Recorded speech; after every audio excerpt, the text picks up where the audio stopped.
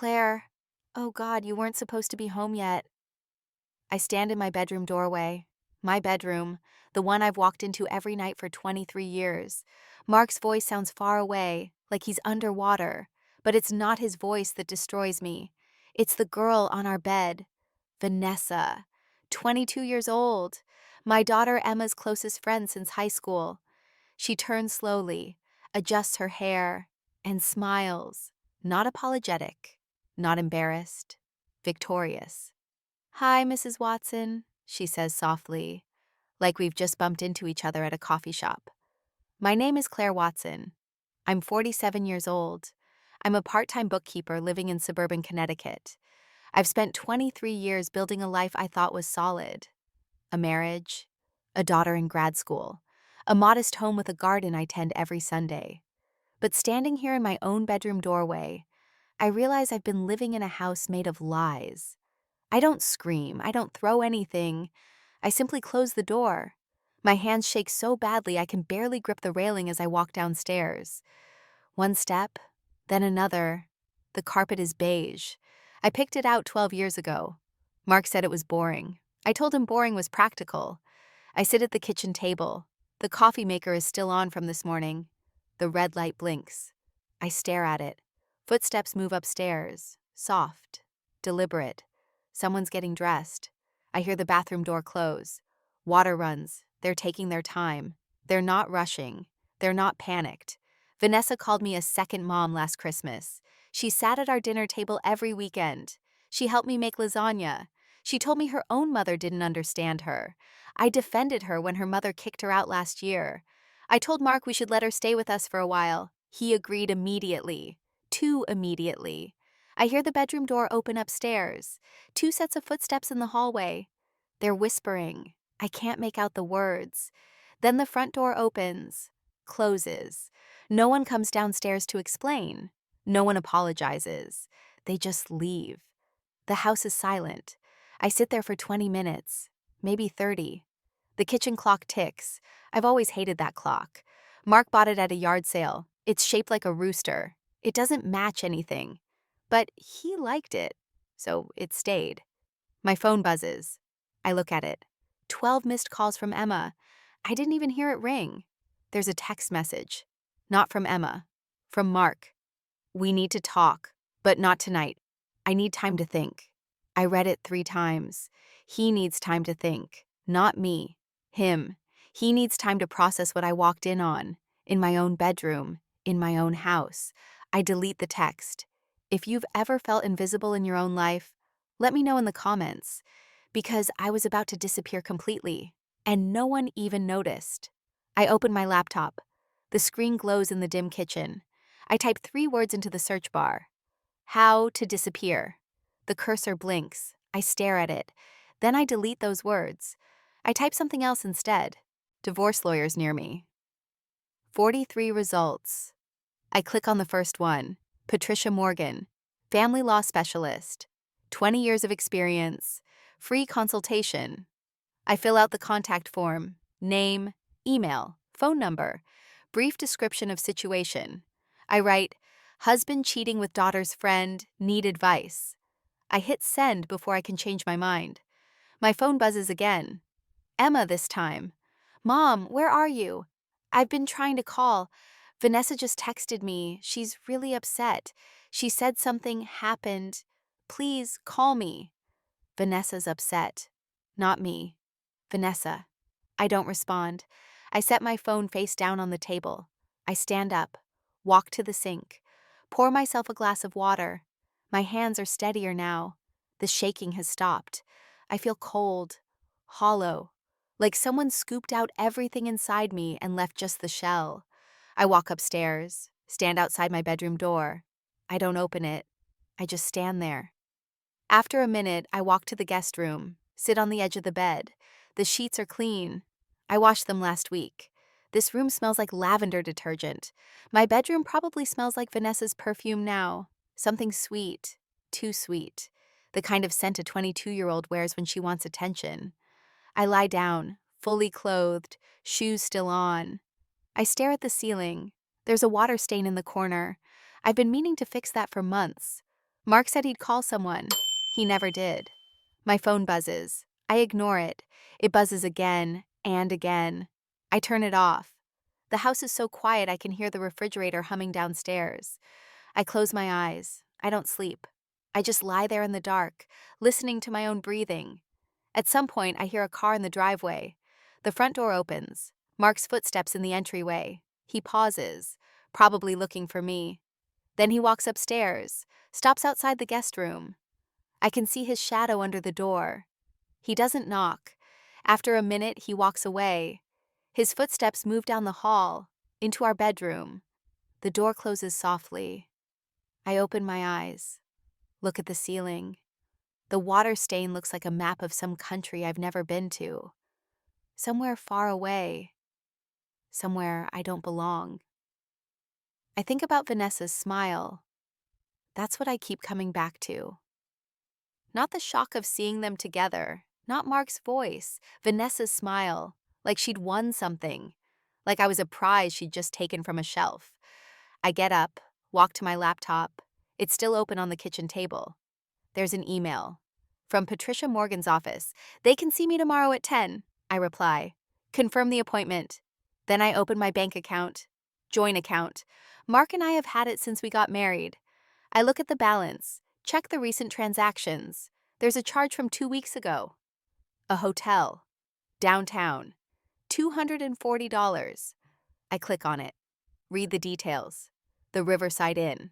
I know that place. It's not far from Mark's office. He told me he was working late that night. Said he had a client dinner. I scroll through more transactions. Another hotel charge, 3 weeks before that. A restaurant I've never been to. Jewelry store. $200. I never got jewelry. I sit back, stare at the screen. He's been planning this. Or at least he's been doing this for a while. This wasn't a one-time mistake. This was a pattern. I close the laptop, walk back upstairs, stand outside my bedroom door again. This time, I open it. The room is dark. Mark's asleep, or pretending to be. I walk to my dresser, pull out clothes, enough for a few days. I pack them in a small bag. Mark doesn't move. I take the bag to the guest room, close the door, lock it. Then I sit on the bed and wait for morning. I hear Emma's key in the lock at 6 in the morning. I'm still sitting at the kitchen table. Same spot I was in last night. I haven't moved, haven't slept. The coffee maker is cold now. The door opens. Emma rushes in, talking before she even sees me. Mom, oh my God, Mom, I've been calling you all night. Vanessa told me what happened. She's devastated. She said it was a mistake, that you misunderstood. I raise one hand. Emma stops mid-sentence, sees me sitting there in yesterday's clothes. Her face changes. How long have you known? I ask. The panic in her eyes shifts, becomes something else. Defensiveness, guilt, anger. It's not like that, she says. How long, Emma? She sits down across from me, won't look at me directly. It just happened. And I didn't want to hurt you. My daughter knew. My own daughter knew her father was sleeping with her friend, and she chose Vanessa's feelings over mine. The earthquake inside me is so strong, I think the table might crack. But my voice stays level. When did you find out? 2 months ago, Emma says quietly. I walked in on them talking. It was obvious. I confronted them.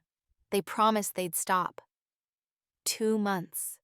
I've been living in this house for 2 months, making dinner, doing laundry, tending the garden, while everyone around me knew, while my daughter looked me in the eye every Sunday and said nothing. Vanessa was struggling, Emma continues. Her breakup was really hard on her.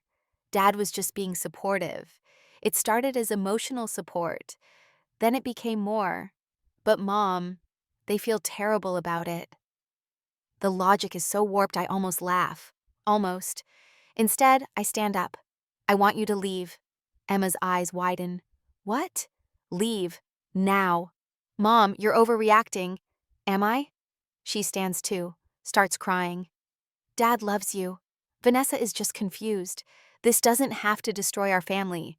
We can work through this. We just need to stay calm and get out. Emma stares at me. She's not here to comfort me. She's here to manage me, to keep me from making a scene, to protect them from my reaction.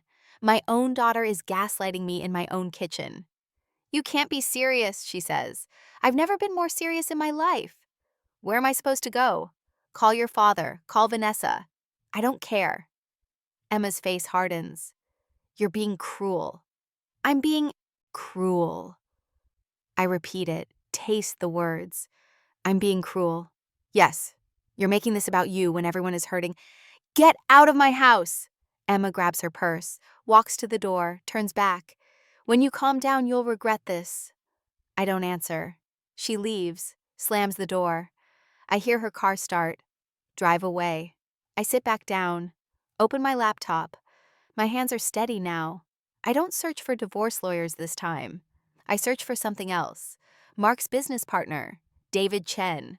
I've met him twice in 20 years, once at a holiday party, once at a company picnic. I find his number on the company website. Save it to my phone. Then I close my eyes and finally let myself cry. I sit in my home office. It's not really an office. It's a converted closet with a desk and a filing cabinet. I'm surrounded by other people's financial records. Invoices for a plumbing company, expense reports for a small law firm, tax documents for a bakery owner who calls me Carol half the time. I've been doing this for 20 years, processing numbers, tracking receipts, filing taxes for people who barely remember my name. I'm invisible even in my own work. I think about the moment I stopped being a person and became a function. It was 3 years after Emma was born. Mark got his first major client, a big one. He came home excited, talking about expansion, about hiring staff, about finally making real money. I told him I was thinking about going back to design work. I'd been a graphic designer before Emma. I was good at it. I missed it. Mark looked at me like I'd suggested we move to Mars. Maybe when Emma's older, he said. Emma is 24 now. I never went back. I pull out my phone, scroll through old photos. I don't know why. Maybe I'm looking for the moment it all changed, the moment I became invisible. Vanessa appears 5 years ago, a shy 18-year-old. Emma brought her home from college orientation. They became instant friends. Vanessa started showing up every weekend, then every few days. Then she just never left. I scroll forward, watch Vanessa become more prominent in every photo, more comfortable, more central. Last year's Christmas photo stops me. Vanessa is standing between Mark and Emma, all three of them laughing at something. I'm at the edge of the frame, slightly out of focus. I was the one who took the photo. I set my phone down, look at Mark's laptop on the desk. He left it here this morning, rushed out without it. He'll probably come back for it later. I know his password. I've always known it. It's Emma's birthday. He never changed it. Never thought he needed to. Never thought I'd look. I open the laptop, click on his messages, find Vanessa's name immediately. Hundreds of texts, going back 8 months. I start reading. You make me feel young again. Claire doesn't understand me anymore. I think about you constantly.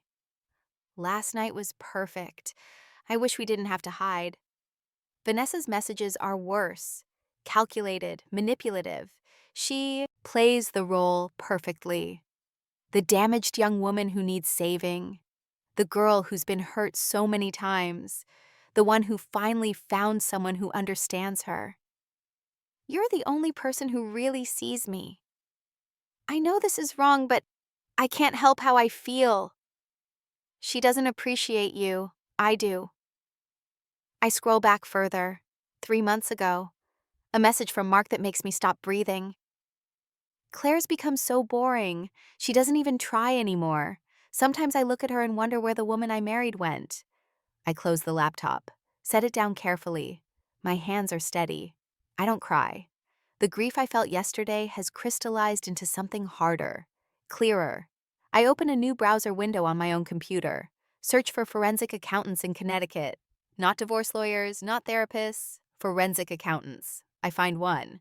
Dr. Sarah Lynn specializes in uncovering hidden assets, fraud investigation, business valuation. I save her number. Then I pull out David Chen's number, Mark's business partner. I've met him exactly twice in 20 years. Once at a holiday party where he asked me what I did and forgot my answer before I finished giving it. Once at a company picnic where he called me Christine. I dial his number. It rings 3 times. David Chen. David, this is Claire Watson, Mark's wife. Silence. Then, oh, hi Claire, is everything okay? I need to ask you something about Mark's business, and I need you to be completely honest with me. Another pause, longer this time. What do you want to know? How bad is it? The silence stretches. I can hear him breathing, deciding. How much do you know? He finally asks. Assume I know nothing, and tell me everything. He sighs. It's a long, heavy sound. The business is failing, he says. Has been for about 2 years. Mark's been covering losses by moving money around, taking on debt. I've been trying to get him to come clean for months. My stomach drops. What kind of debt? Personal loans, credit cards. He took out a second mortgage on your house 6 months ago. I close my eyes. Without telling me. I assumed you knew. I'm sorry. I thought, what else? He created an LLC 6 months ago, called it Cornerstone Consulting Solutions. Made some girl named Vanessa a junior partner. I don't know why. The company doesn't do anything. It's just sitting there.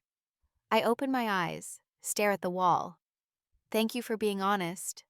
Claire, I'm sorry. I should have said something sooner. It's not your fault. I hang up, sit in the silence.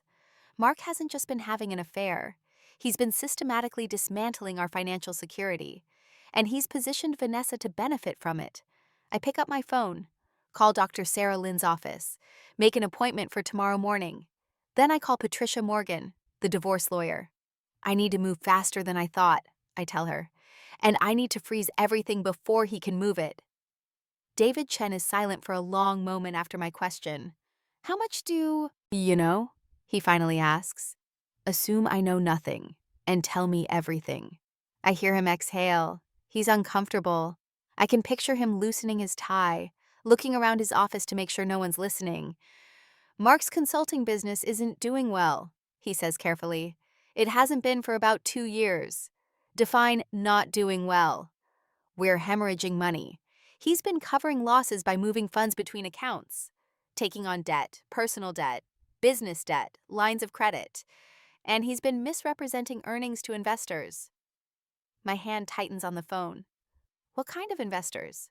Small ones, people who believed in the company, friends, former clients. He told them we were expanding, that we needed capital for growth. But we're not growing. We're dying. How much debt? David pauses. I don't know the exact number, but it's significant. 6 figures at least, maybe more. I close my eyes. And the joint savings account? He's been using it to cover business expenses. Payroll mostly. I told him to stop. I told him to come clean with you. He said he would. He said he just needed a few more months to turn things around. The retirement account?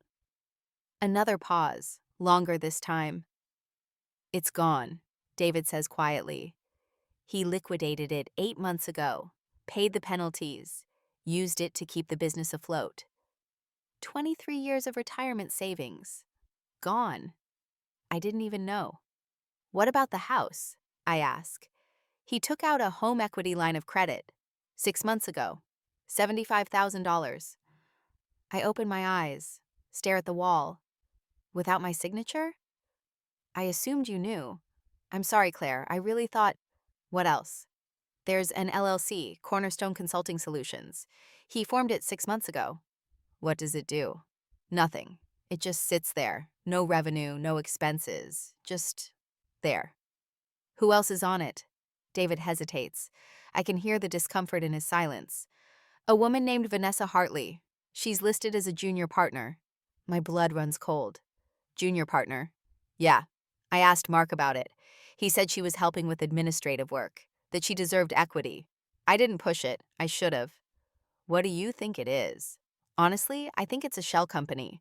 I think Mark was planning to move assets into it before the main business collapsed. Protect something from creditors. Or from you, if you divorced him. I let that sink in. Mark isn't just having an affair.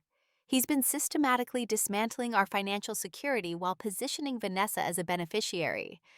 Whether she knows the full extent doesn't matter. Whether she's complicit or just convenient doesn't matter. The result is the same. I'm being erased, financially, emotionally, completely. Thank you for being honest with me, I say. Claire, I'm sorry. I should have told you sooner. It's not your fault, but I need you to do something for me. What? Don't tell Mark we talked. David is quiet for a moment. Okay. I mean it, David. Not a word. I understand. I hang up. Sit in silence for exactly 5 minutes. Watch the clock on the wall. The rooster clock Mark bought at a yard sale. 5 full minutes of stillness. Then I pick up my phone, call the bank, ask about freezing accounts. They transfer me to someone who can help. I explain the situation. They tell me what I need to do. I take notes. I call Dr. Sarah Lynn's office, the forensic accountant. They can see me tomorrow at 9. I call Patricia Morgan, the divorce attorney. She can see me at 11. I call a locksmith, ask about changing locks. He can come Friday. I'm not scheduling consultations. I'm scheduling action. Emergency appointments. All for tomorrow. Sometimes the worst betrayal isn't the affair. It's realizing you were never a partner, just an accessory they forgot to remove. If you've ever had to rebuild from nothing, you know what comes next. I make one more call to my own bank, the one Mark doesn't know about, the savings account I opened 5 years ago with money from my bookkeeping work. It's not much, $8,000, but it's mine. I ask them to freeze the account, make it so no one can access it but me.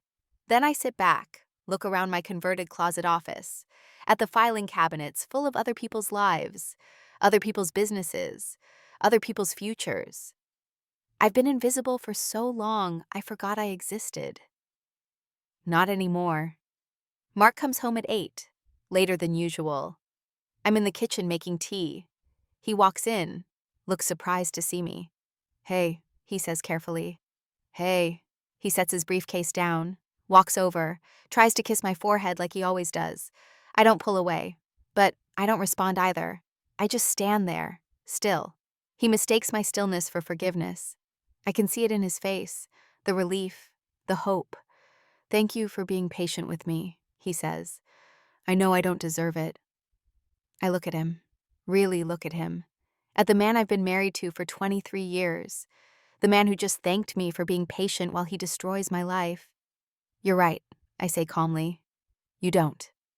I walk past him, up the stairs, to the guest room. I pack a small bag, clothes for tomorrow, toiletries, my laptop. I hear Mark downstairs, moving around, confused. He doesn't come up to check on me. I sleep in the guest room, not because I'm upset, not because I'm making a statement, but because I'm planning.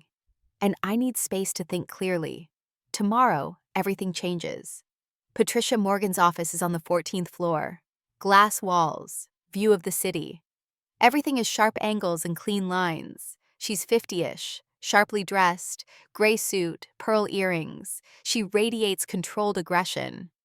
I sit across from her, spread my hastily gathered financial documents on the table, bank statements, credit card bills, the information David gave me. Mark's laptop still open with those text messages. Patricia reviews everything in silence, takes notes.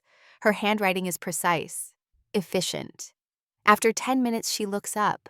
Do you want to be fair or do you want to win? I don't hesitate. I want everything he tried to hide from me. She nods, leans back. Good, because fair went out the window the moment he forged your signature on that mortgage. Can we prove that? Easily. We'll get a handwriting expert, but honestly, we won't need one. He'll admit it once he realizes how much evidence we have. Patricia spreads the documents out differently, groups them by category. Your husband has committed multiple forms of financial misconduct, dissipation of marital assets, fraudulent transfers, possible investor fraud. The affair is emotionally devastating, I'm sure. But legally, it's almost irrelevant. What matters is the money, I say. Exactly. What matters is that he systematically dismantled your financial security while hiding it from you. That's what a judge will care about. She pulls out a legal pad, Starts writing. I can file for divorce today. Include a motion to freeze all assets, bank accounts, credit cards, investment accounts, the house, everything. He won't be able to move a dollar without court approval. How fast can that happen? If we file this afternoon, the motion will be heard tomorrow morning. By tomorrow afternoon, everything will be frozen. I feel something shift in my chest. Relief? Or maybe just the absence of fear.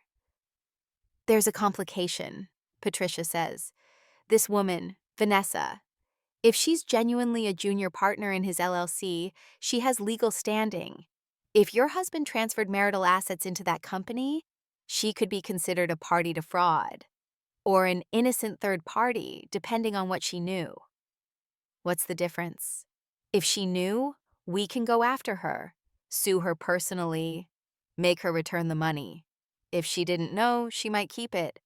But either way, we can make her life very uncomfortable. I think about Vanessa's smile, that victorious smile when I walked in on them. Not yet, I say. But I want the option. Patricia nods, makes another note. Smart. After Patricia, I drive across town to meet Dr. Sarah Lynn, the forensic accountant. Her office is smaller, less impressive, but she's meticulous, precise. She speaks in numbers the way poets speak in metaphors. I give her everything. The bank statements, David's information about the business, Mark's laptop. She puts on reading glasses, starts going through it all. Within an hour, she's identified 6 major red flags. Unexplained cash withdrawals, she says. 5,000 here, 3,000 there. Always just under the reporting threshold. What does that mean? It means he knew what he was doing. He was trying to avoid triggering automatic fraud alerts. She points to another document. Falsified expense reports. He's claiming business expenses that don't match any actual business activity. Dinners at restaurants on nights his calendar shows no meetings. Hotel rooms in cities he never traveled to. The hotel rooms were with Vanessa. Probably, but he charged them to the business. That's fraud. She shows me the LLC records. Suspicious transfers. He moved $60,000 into this company over 6 months. Small amounts, incremental. Again, trying to avoid detection. Can we get it back? Maybe. Depends on what he did with it. If it's still sitting in the company account, yes. If he spent it, that's harder. Dr. Lynn creates a timeline, lays it out on her desk. Color-coded. Precise. The financial misconduct started 18 months ago. The affair started 8 months ago, based on those text messages. So the business was failing first. He was already in trouble when he started sleeping with her. Yes, the affair might have been an escape, or a way to feel powerful when everything else was falling apart. Either way, he made a choice. He protected himself and her, and left you exposed. I sit back, look at the timeline, at the pattern of lies spread across 18 months. What do I do now? I ask. You let your lawyer freeze everything. You let me trace every dollar, and you prepare for him to fight back. I drive home. My hands are steady on the wheel. I feel something I haven't felt in years.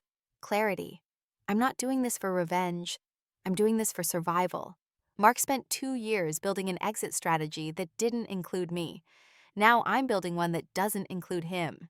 Emma's car is in the driveway when I pull up. She's sitting on the front steps, looks miserable. When I get out of the car, she stands. Mom, we need to talk. I walk toward her. Don't stop. Don't slow down. Vanessa is really struggling, Emma says. She's talking about, I don't know, dark stuff. I'm worried about her. I stop at the door, keys in my hand. Where's your father? Emma looks confused. At work, I think. Why? I unlock the door.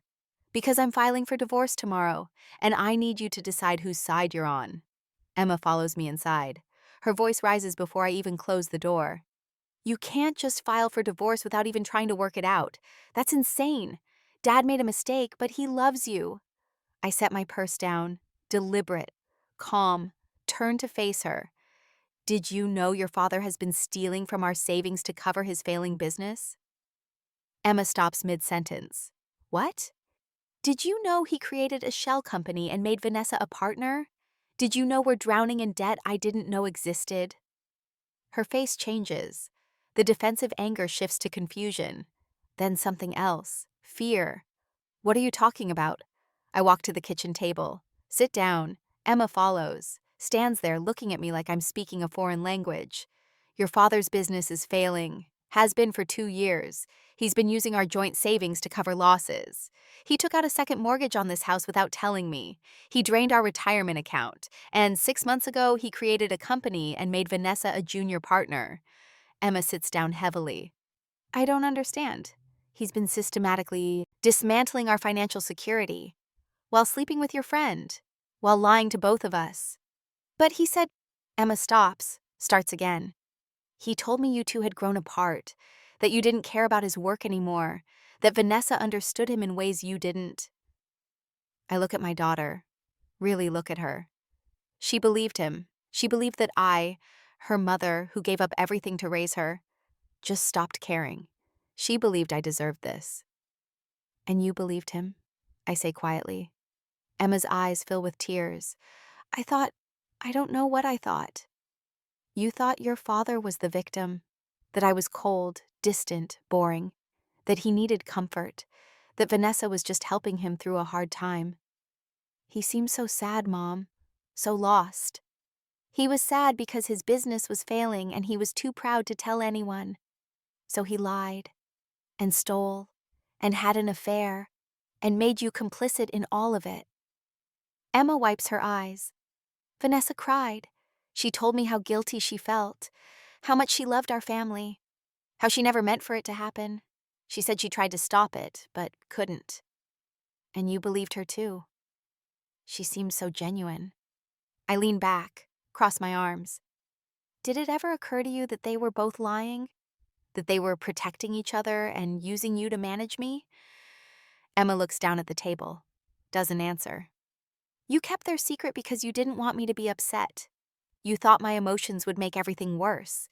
You thought if you just gave them time, they'd figure it out on their own. I was trying to help. You were trying to keep me quiet. Emma flinches. That's not fair, isn't it? You chose Vanessa's feelings over mine. You chose your father's comfort over my right to know the truth. You made me the problem before I even knew there was one. The silence stretches. Emma sits there crying quietly.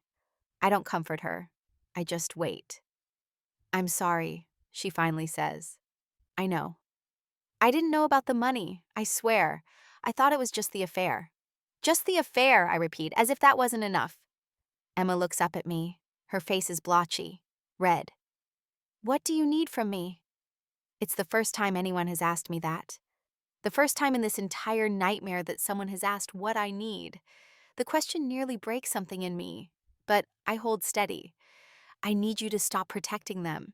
I need you to stop making excuses. And I need you to understand that I am not the villain in this story. Emma nods, wipes her face with her sleeve. Can I see the documents, the financial stuff? I pull out my laptop, show her everything. The timeline Dr. Lin created, the bank statements, the transfers to the LLC, the second mortgage, the drained retirement account. Emma reads in silence. Her face grows paler with each page.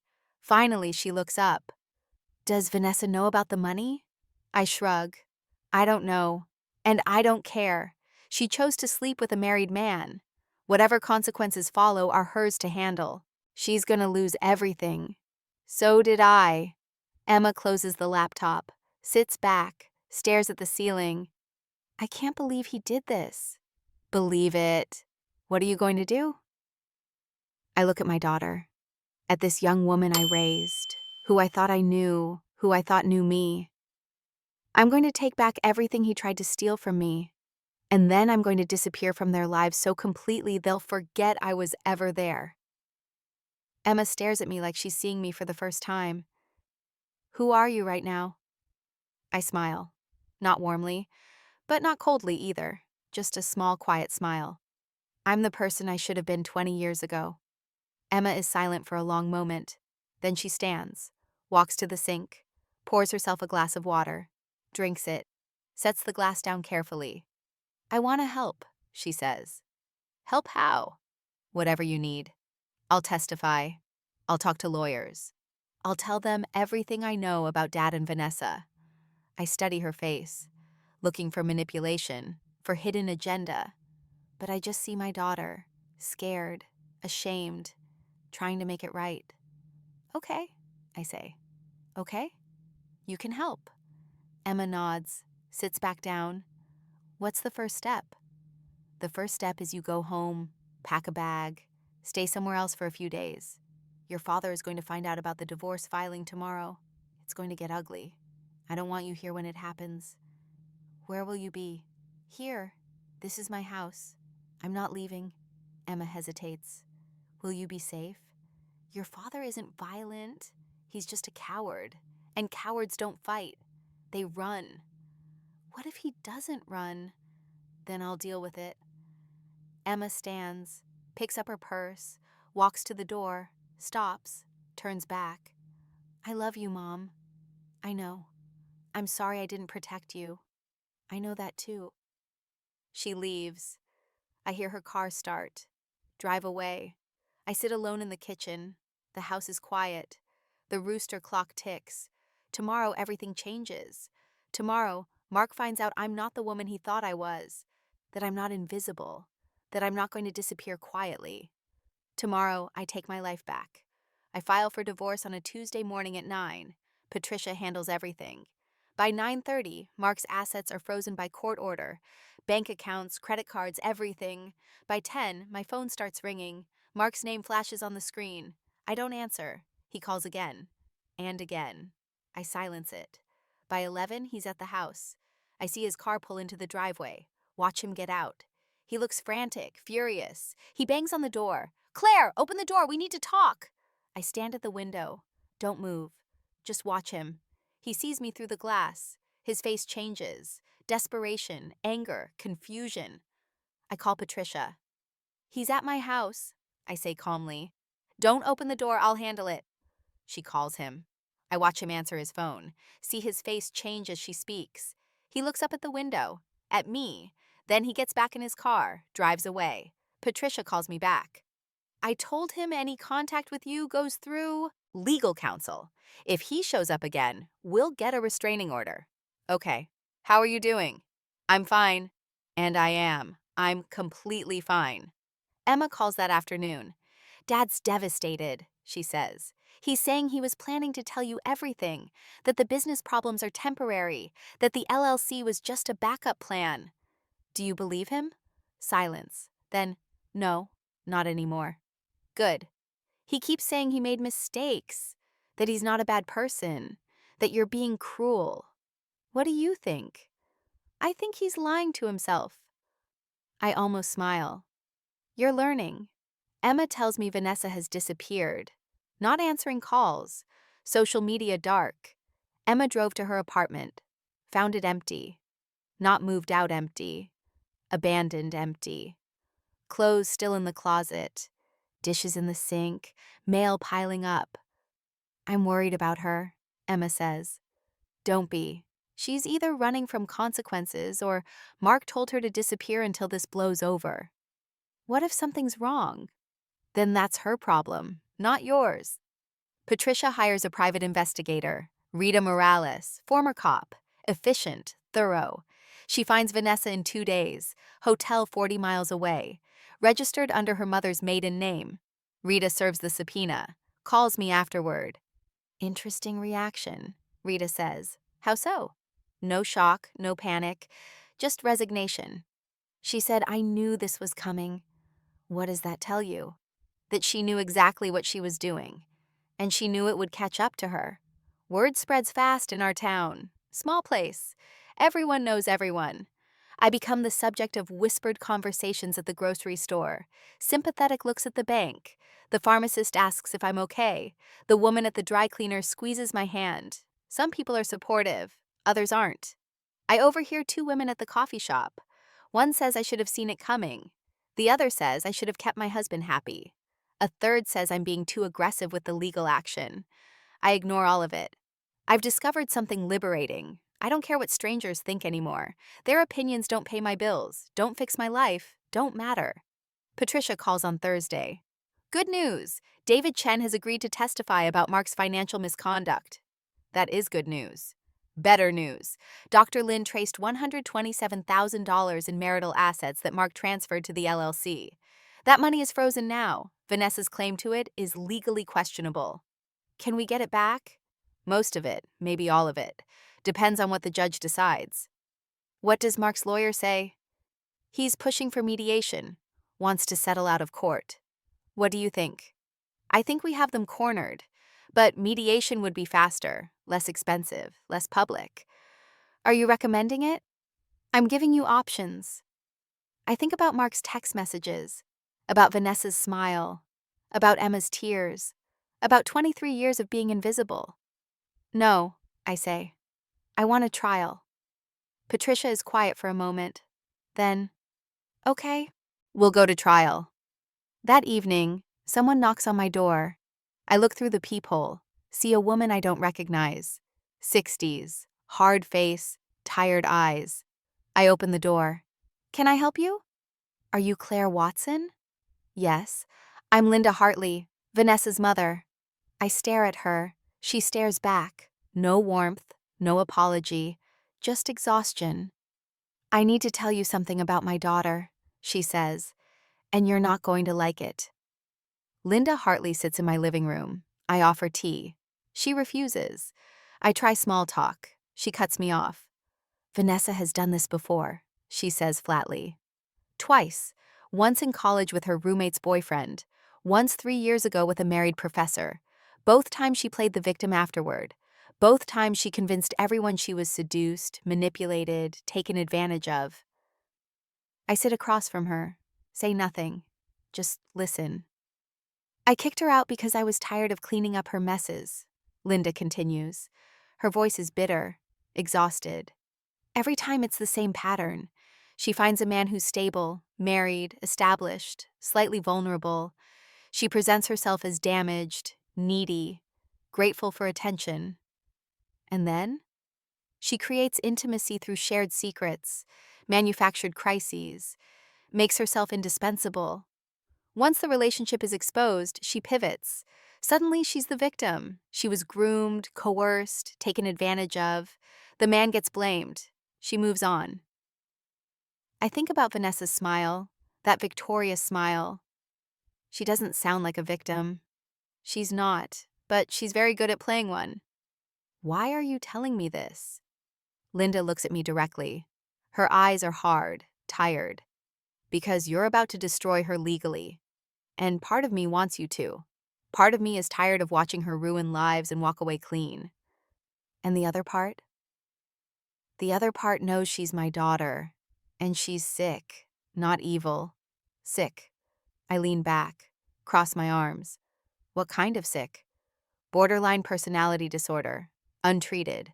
She refuses therapy. Has since she was 16. Her father left when she was 12. She's been self-destructive ever since. That doesn't excuse what she did. No, it doesn't, but it explains it. She doesn't destroy marriages because she's malicious. She does it because she's trying to prove something, that she's worth choosing, that she can win, that she matters. I let that sit for a moment. Then I ask the question that matters. Did she know about Mark's financial problems? Linda hesitates. I don't know. But you suspect? Vanessa is very good at reading people. If there was something to exploit, she found it. I nod slowly. Then she's not as sick as you think she is. She's calculating. Linda doesn't argue, just sits there, looking at me, waiting. Why are you really here? I ask. I want to make a deal. What kind of deal?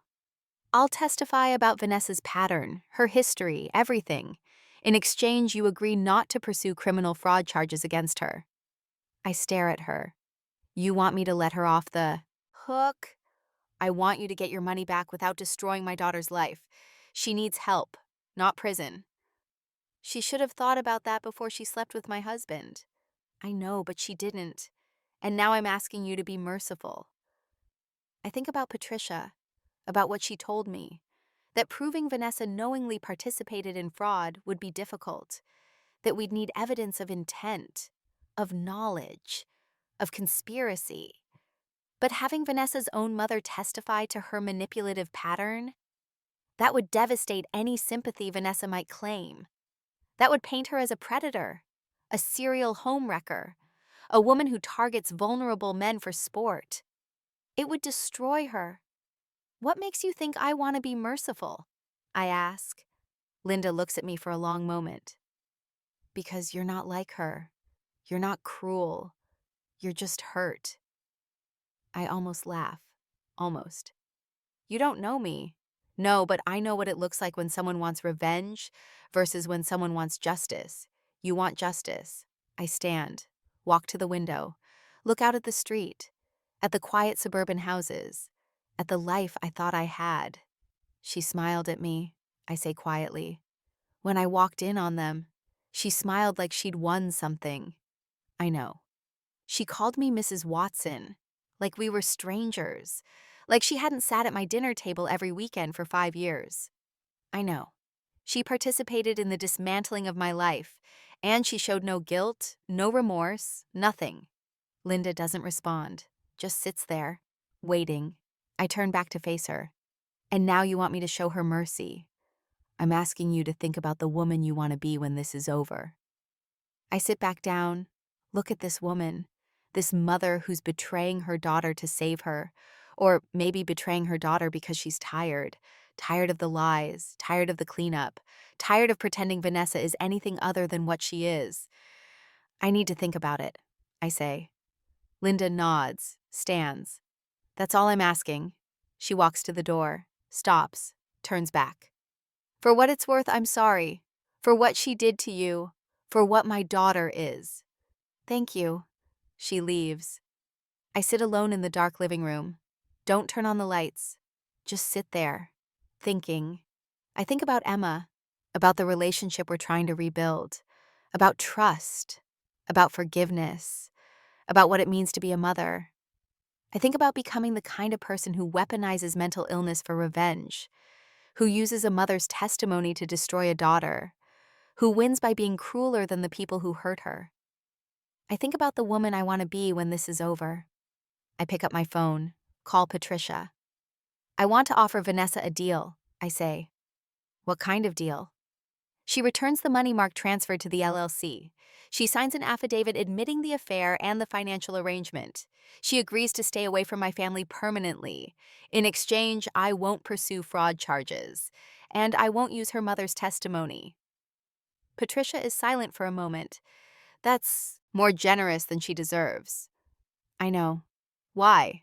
Because I'm not doing this for her. I'm doing it so I can sleep at night. Another pause. Then, okay, I'll draw up the agreement. Thank you. I hang up, sit in the darkness, feel something shift inside me. Not forgiveness, not peace, just clarity. I'm not going to become what they are. I'm not going to let their cruelty change who I am. I'm going to win, but I'm going to win my way. Mark's deposition takes place in Patricia's conference room. 14th floor, glass walls, city view. He arrives with his lawyer, Thomas Brennan, mid-50s, expensive suit. Mark looks haggard, defensive, dark circles under his eyes. The court reporter sets up. Patricia sits across from them. I sit beside her, silent. Patricia begins with basic questions: name, occupation, marriage date. Mark answers mechanically. His voice is flat, tired. Then Patricia shifts.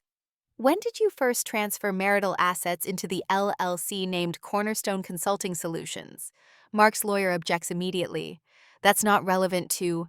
Patricia produces bank records, slides them across the table. These transfers, explain them. Mark's face changes. The color drains. He looks at his lawyer. Brennan leans over, whispers. Mark shakes his head. I was protecting business assets, Mark says carefully. From what? From creditors. The business was struggling. So you moved marital funds into a shell company to hide them from creditors. That's not what I... Is that a yes or a no? Mark's lawyer objects again. Patricia ignores him, produces more documents, text messages between Mark and Vanessa, printed, highlighted. She reads them aloud. Protecting assets in the new company. Claire doesn't need to know yet. Mark closes his eyes. Patricia continues. 4 hours of systematic dismantling. Evidence of transfers, withdrawals, falsified business expenses. She shows receipts from hotels, restaurants, charges to the business account that have nothing to do with business. She presents the second mortgage documents, points to my signature, forged. Did your wife sign these papers? I signed for her. Without her knowledge? She would have said no. So you forged her signature. Mark's lawyer tries to intervene, tries to claim misunderstanding, but the evidence is overwhelming. The handwriting experts report, the timeline, the pattern. Patricia establishes the affair timeline, shows that Mark's relationship with Vanessa started as emotional support after her breakup, escalated to physical intimacy within 6 weeks. She reads Mark's text messages aloud, his own words, entered into the record. You make me feel alive again. Claire has given up on life. I think I'm falling in love with you. Mark sits frozen. His lawyer looks increasingly uncomfortable, shifts in his seat, whispers to Mark. Mark doesn't respond, just stares at the table. Dr. Sarah Lynn testifies next, the forensic accountant. She explains that Mark's business has been insolvent for 22 months. He's been paying operating expenses with personal credit cards, using marital savings to cover payroll, misrepresenting the company's financial health to investors. The LLC with Vanessa Hartley was created specifically to shelter assets before the inevitable bankruptcy, she says. Mark's lawyer tries to challenge her findings. She produces spreadsheets, charts, timelines, everything documented, everything proven. Finally, Mark speaks. His defense is predictable. I was under enormous stress. I made mistakes. I was trying to protect Claire from worry. I never meant for any of this to happen. Patricia lets him finish, then asks, when were you planning to tell her? After I fixed the business problems. And when would that have been? I don't know. Soon. Soon. In the meantime, you drained her retirement account, took out a second mortgage without her knowledge, had an affair with her daughter's friend, all while protecting her from worry. Mark's face reddens. I was trying to. In the 18 months you were hiding your business failure and having an affair, did you ever consider that your wife deserved to know the truth? Mark hesitates. I thought I was protecting her. Patricia leans forward. From what? From having a choice in her own life? Mark has no answer, just sits there, silent. I watch all of this without moving, without reacting. When the text messages are read, I don't flinch. When his lawyer tries to paint me as an inattentive wife, I don't respond. I just watch Mark unravel. Watch him realize his carefully constructed narrative is being dismantled line by line. At one point, Mark looks directly at me. His eyes are pleading, desperate. I look back with no expression, nothing, just calm observation. During a break, Mark approaches me in the hallway. His lawyer tries to stop him. Mark pushes forward. Claire, please. We can fix this. We can go to counseling. I'll do anything. I look at him with perfect calm. You already did everything. That's the problem. He reaches for my hand. I step back. Don't touch me. Don't speak to me. Let your lawyer talk to my lawyer. Claire, I'm done, Mark. We're done. I walk away. He stands there in the hallway, watching me go. After the deposition, Patricia and I sit in her office. She pours coffee, slides a cup across the desk. Mark's lawyer wants to settle, she says. What's the offer? 70% of remaining assets. The house. Mark covers all legal fees. What do you think? It's a good offer. Given the business's insolvency, you might not get more at trial. I sip the coffee. It's bitter, strong. What if I want to go to trial? Patricia raises an eyebrow. Then you risk getting less. But you also guarantee that everything becomes public record. The affair, the fraud, all of it. I think about Mark's face during the deposition, about his text messages being read aloud, about the whole town knowing what he did. I smile slightly. Good, let's go to trial. Patricia studies me for a moment, then nods. Okay, we go to trial. Vanessa responds to my settlement offer through her lawyer, a young woman named Jennifer Park, mid-20s, nervous. She seems uncomfortable representing Vanessa. I can tell by the way she avoids eye contact during our meeting. The response is surprising. Vanessa agrees to return the money, agrees to sign the affidavit. But there's a handwritten letter, 8 pages. Jennifer hands it to Patricia with visible reluctance. She insisted I deliver this to Mrs. Watson personally, Jennifer says. Patricia glances at it, looks at me. Don't read it. Whatever's in there, it's manipulation. I take the letter anyway. I'll decide that. That night, I sit at my kitchen table, open the envelope. 8 pages of handwritten rambling. Vanessa's handwriting is small, tight, slopes to the right. The letter starts with apology. She never meant to hurt me. She knows what she did was wrong. She's damaged, broken, makes terrible choices. She's sorry for everything. Then it shifts. She insists Mark pursued her, that she tried to resist, that she felt trapped by his attention. He was so persistent, so convincing. She was vulnerable after her breakup.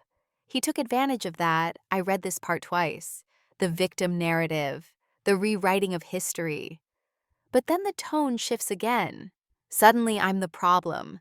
I let this happen by being emotionally unavailable, by being boring, cold, distant. Mark needed someone who understood him, someone who made him feel alive. I failed him as a wife. The letter goes back and forth. Apology, justification, self-flagellation, blame. She's deeply sorry, but also I deserved this.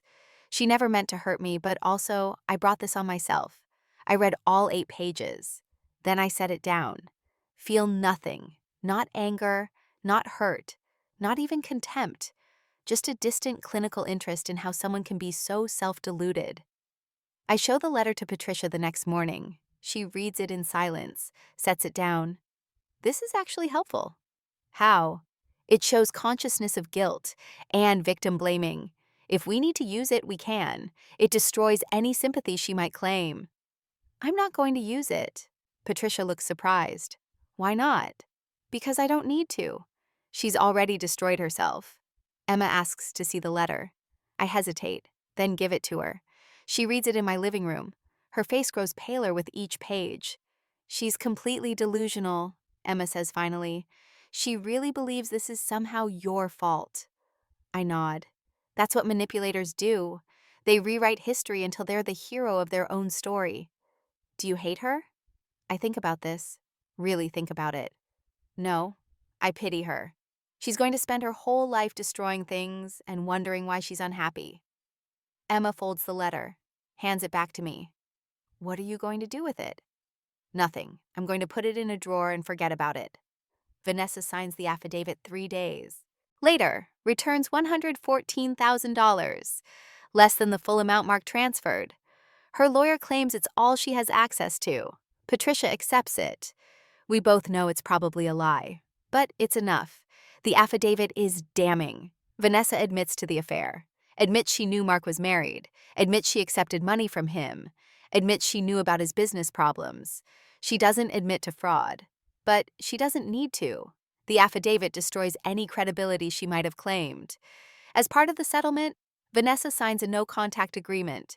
She will not approach me, or Emma, or Mark. She will not discuss the case publicly. She will not contact any member of my family for any reason. Violation will result in immediate legal action, possible criminal charges for harassment. Patricia reviews the agreement with me. This is binding. If she violates it, we can go after her. She won't. How do you know? Because she's a coward, and cowards don't fight when they've lost. 3 days after signing the agreement, Emma calls me. Have you seen Vanessa's social media? No. Why? She posted something. You should look. I open my laptop, find Vanessa's Instagram. There's a new post, a photo of a sunset, generic, meaningless, but the caption makes me pause. Sometimes the people who claim to be victims are the real villains. Sometimes the truth is more complicated than it seems. My story will be told. I read it twice.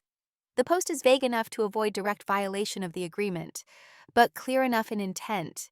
She's positioning herself as the real victim, setting up her narrative for whoever will listen. Patricia calls an hour later. I saw the post. Do you want to respond? I think about this. About Vanessa's need for attention, for validation, for someone to believe her version of events. No, I say. Let her talk. No one's listening. Are you sure? I'm sure. She can post whatever she wants. It doesn't change what happened. It doesn't change the affidavit she signed. It doesn't change the money she returned. What if people believe her? Then they believe her. I know the truth. That's enough. Patricia is quiet for a moment. You've changed. How? You don't care what people think anymore. I smile. No, I don't. I hang up. Look at Vanessa's post one more time, then I close the laptop. She can tell her story. She can rewrite history. She can play the victim for the rest of her life. I don't care. I'm done with her. Done with Mark, done with all of it. I'm building something new. And they're not invited. The trial begins on a cold November morning. The courtroom is small, institutional, fluorescent lights hum overhead. Judge Catherine Reeves presides. She's in her 60s, gray hair pulled back, known for no-nonsense efficiency. Mark sits with his lawyer, Thomas Brennan. He looks defeated, thin, pale, dark suit that doesn't fit right anymore. I sit with Patricia, calm, hands folded. Emma is in the gallery, the only spectator besides a court reporter and a law student taking notes. Brennan stands for his opening statement. His voice is sympathetic, measured. Your Honor, my client made mistakes, serious mistakes.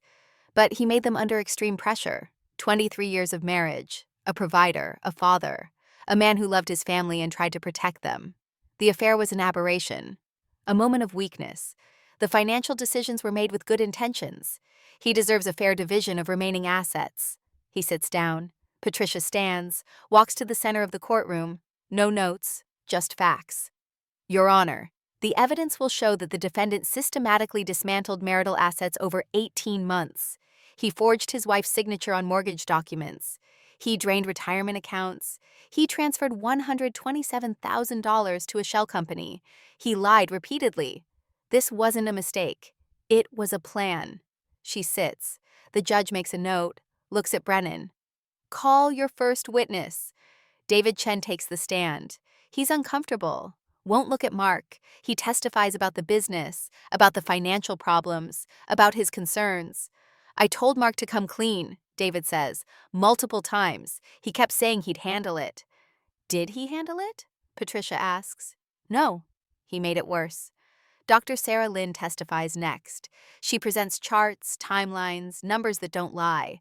She shows exactly how Mark moved money, when, where, why. Brennan tries to reframe it. These were business decisions made under stress, weren't they? No, Dr. Lynn says calmly. These were fraudulent transfers made to hide assets. Mark takes the stand. His voice shakes. He admits to the affair, admits to the financial mistakes, but frames everything as protection. I was trying to fix things before I told Claire. I didn't want to worry her until I had solutions. So you lied to protect her? Patricia asks during cross-examination. Yes. You forged her signature to protect her? I needed the money for the business. You drained her retirement account to protect her? I was going to replace it. When? Mark hesitates. I don't know. Eventually. Patricia pulls out hotel receipts. This charge, February 14th, the Riverside Inn. Was that a business expense? No. That was Valentine's Day. You were with Vanessa Hartley. Yes. And you charged it to your joint credit card, the one your wife pays. Mark's face reddens. I made a mistake. You made many mistakes, didn't you? Patricia presents the forged mortgage documents. A handwriting expert testifies. The signature is forged, poorly, obviously. Brennan tries to suggest I might have signed and forgotten. The expert shuts it down immediately. The signature is forged, no question. Mark finally admits it. She would have said no. We needed the money. Patricia lets that hang. So you knew she wouldn't consent, and you did it anyway? Mark has no answer. I take the stand, speak calmly, factually, describe discovering the affair, learning about the fraud, realizing my marriage was built on lies. Brennan tries to paint me as inattentive, cold, distant. Isn't it true you stopped caring about your husband's work? No, I cared about everything he told me. The problem is, he told me nothing but lies. Patricia asks me one final question. What do you want from this trial? I look at the judge, not at Mark. I want acknowledgement that what happened to me was wrong. I want the court to recognize that I was not a partner in my marriage. I was a victim of fraud, and I want to walk away with enough to rebuild the life I should have had. During recess, I stand in the hallway. Emma brings me water. Patricia reviews her notes. If you've ever had to fight for your own dignity, if you've ever had to prove your worth in a courtroom or anywhere else, you understand this moment. This is where everything changes. Closing arguments are brief. Brennan makes a final plea. Your Honor, my client has lost everything that matters. His marriage, his reputation, his business. He's suffered enough. I ask the court to divide remaining assets fairly. Patricia stands. Her closing is surgical. The defendant had 18 months to be fair. He chose fraud instead. The plaintiff deserves justice, not sympathy for her abuser.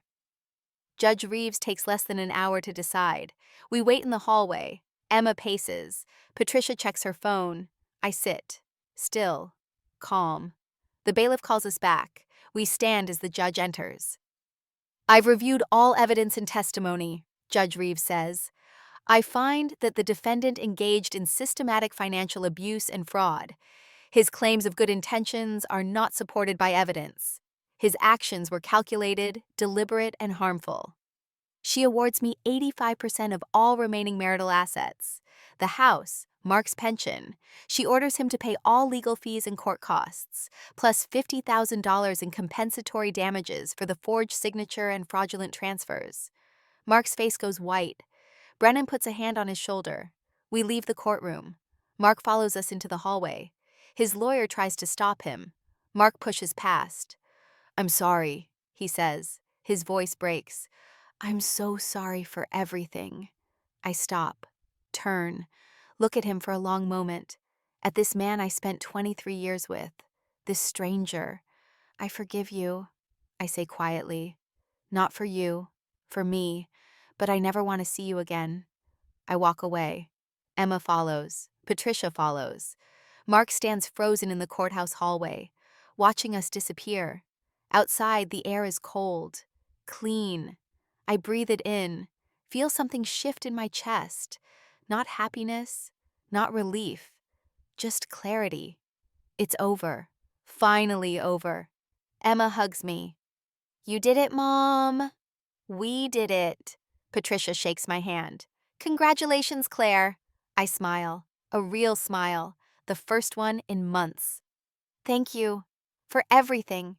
I drive home alone, past the grocery store where people whispered, past the bank where they gave me sympathetic looks, past all the places that watched me fall apart. But I'm not falling anymore. I'm standing, solid, whole. I'm free. The trial's outcome spreads quickly through town. Mark's business declares bankruptcy 3 weeks later. His investors file a lawsuit. David Chen dissolves their partnership, starts his own firm. Mark moves into a small apartment across town, takes only what the court allows. His social media goes dark. His friends stop calling. Emma tells me Vanessa moved to Arizona. Starting fresh, apparently. Her social media shows desert sunsets, inspirational quotes about resilience and growth. No mention of Mark. No acknowledgement of what happened. Emma blocks her. I never think about her again. I keep the house. But I realize quickly I don't want it. Every room holds memories that are contaminated now.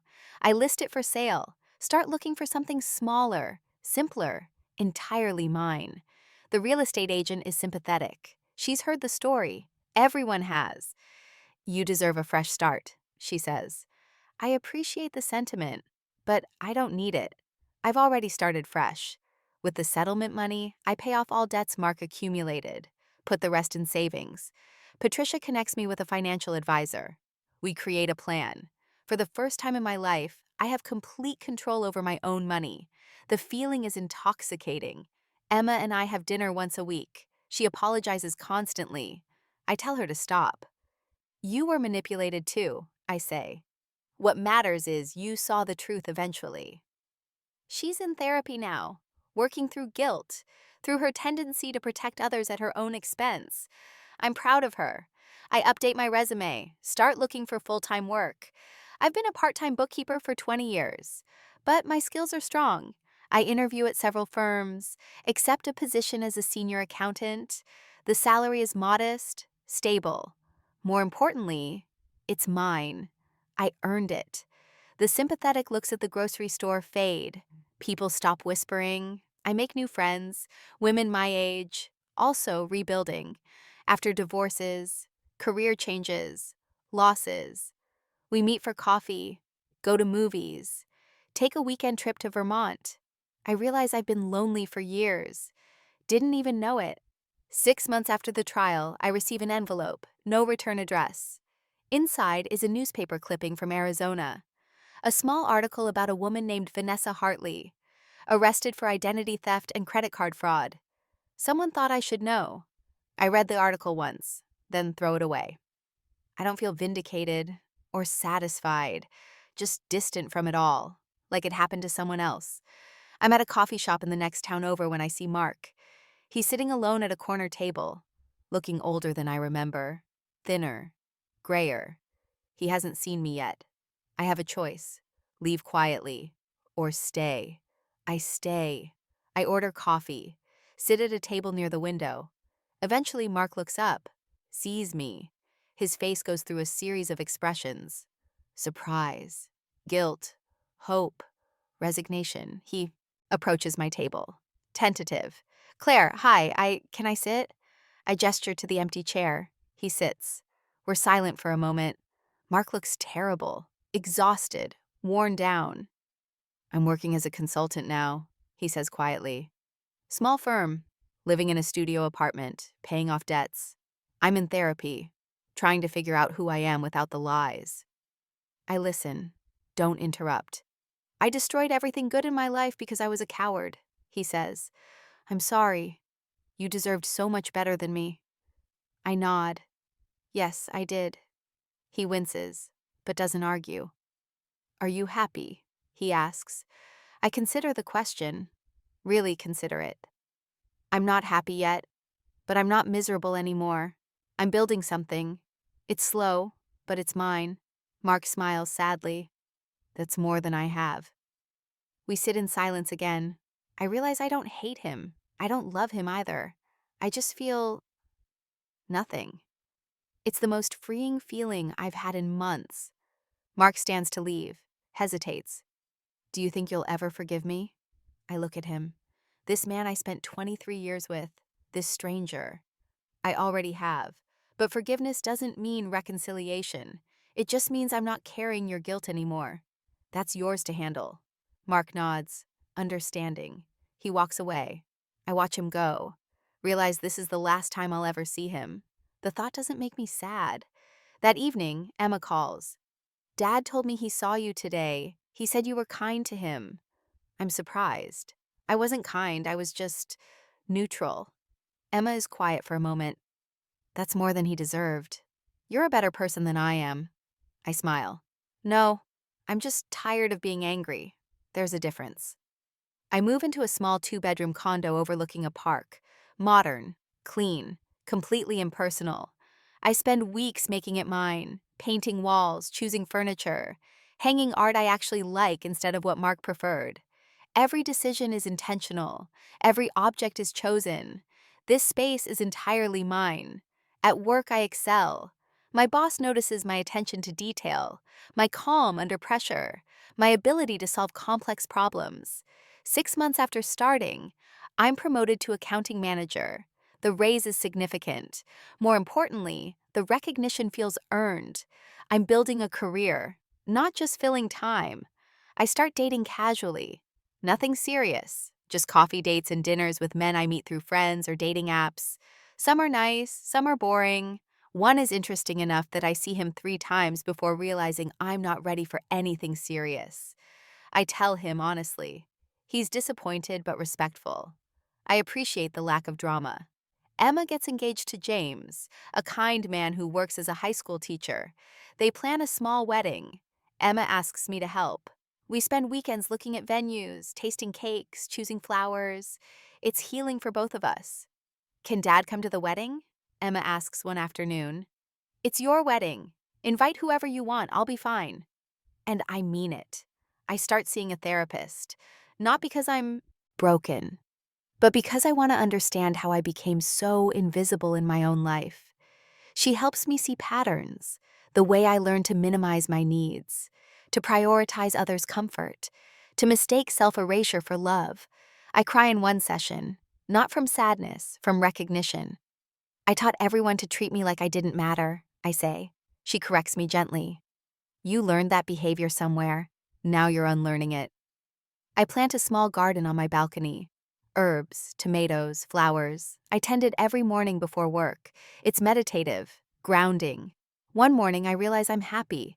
Not ecstatic, not transformed, just content. It's enough.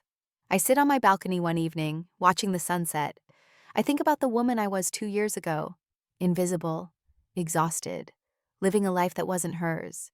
I think about the trial, the divorce, the painful reconstruction. I think about Mark and Vanessa. Wonder if they ever think about me. Then I realize I don't care. Emma stops by with wedding invitations. We sit on the balcony, drinking wine, talking about the future. Do you ever regret how you handled everything? Emma asks. The trial, the public exposure, everything. I consider this. No, I regret not doing it sooner. I regret letting myself disappear for so long, but fighting back, that's the only thing I don't regret. I write a letter to my younger self, the woman who gave up her career, who minimized her needs, who believed love meant sacrifice. I write, you are not selfish for wanting more. You are not difficult for having boundaries. You are not boring for being yourself. The right people will never make you feel like you're too much or not enough. Wait for them. Emma's wedding is beautiful, small, intimate. Mark is there, sitting in the back, looking uncomfortable. I don't avoid him, but I don't seek him out either. I dance with Emma, laugh with friends, catch the bouquet by accident. Everyone cheers. Later, Mark tries to talk to me. I'm polite, but brief. I hope you're doing well, I say, and mean it. Then I turn back to the celebration, surrounded by people who see me, who value me, who know my name. As I drive home that night, I think about the smile, Vanessa's smile when I caught them, the smile that haunted me for months. I realize it doesn't haunt me anymore. It's just a memory now, distant, powerless. I smile myself, not in victory, in peace. I am no longer the woman who could be erased. I am no longer invisible. I am finally entirely myself. If you've ever had to rebuild your life from nothing, you know this feeling, this quiet certainty that you're exactly where you're supposed to be, that everything that broke you also freed you, that the end was actually a beginning. I don't know what happens next. But for the first time in my life, I'm excited to find out.